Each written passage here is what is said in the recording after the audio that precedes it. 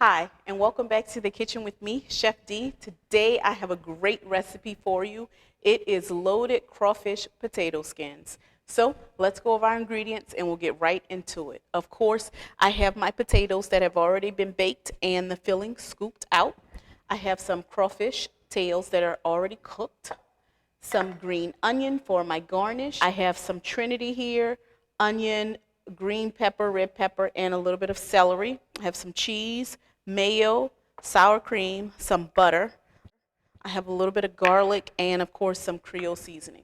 So the first thing you're going to do, of course, is bake your potatoes. You're going to bake them to your likeness, or at least until they're done enough to mash. Once you cut them in half, you're going to scoop out a good bit of the filling. You don't want to go down all the way to the skin because you don't want your potato to fall apart. And you're only going to save 2 potatoes, the filling from 2 whole potatoes, which I have right here. After you've completed that part, go ahead and leave your oven on 375. And now we're going to get our vegetables nice and sauteed. So the first thing we're going to do is add the butter to our pan. And I'm going to go in with all the vegetables at once. So my onions going in, the celery, the bell pepper, and, well, the red and the green bell pepper. And you're going to saute medium to high heat until they are completely cooked throughout. Once they are cooked, we're going to start making the filling for our potatoes. Okay, so I've been sauteing these vegetables now for about 4 minutes. So they are almost done, but right before they get finished, go ahead and add in your garlic.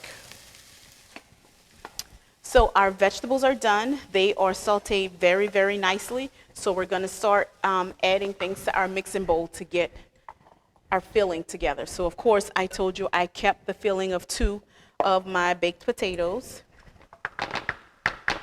And you're just going to kind of do like a nice little chop or mash on it just to break them apart so that you don't have really big chunks. The next thing you're going to do is go ahead and add in your hot vegetables.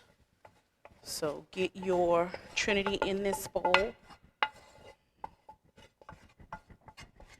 Next, you're going to go ahead and put your crawfish tails right on top. You're going to go ahead and mix them together. Start mixing your ingredients together until it's well mixed. Next, add in your Creole seasoning and a little bit of salt and pepper. So that's about 2 teaspoons, and we'll do a little bit of a teaspoon of black pepper.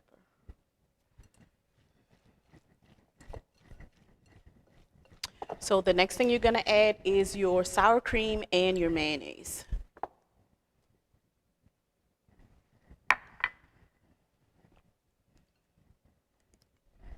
Go ahead and give that a mix as well. And it should really start to come together. And now we're going to put a little bit of the shredded cheese on the inside. You don't have to put a ton, just a little bit.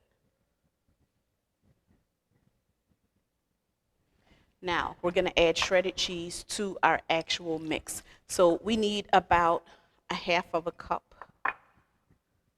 And you're going to get that mixed in. So now that your mix is done, you're going to start scooping it inside of your potato.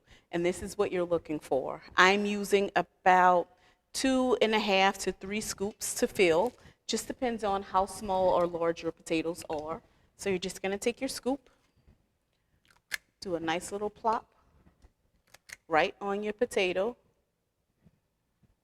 nice and full to the ends. Okay, so all of our potato skins are prepped. You may notice that I have one that's kind of rocking around. Go ahead and shave off a little bit of the back side, and that will help it to sit flat.